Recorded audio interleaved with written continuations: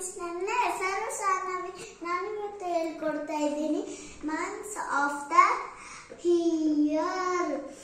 January, February, March, April, May, June, July, August, September, October, November, December. Like that. ಇನ್ನೊಂದ್ಸಲ ಹೇಳ್ತಾ ಇದ್ದೀನಿ. January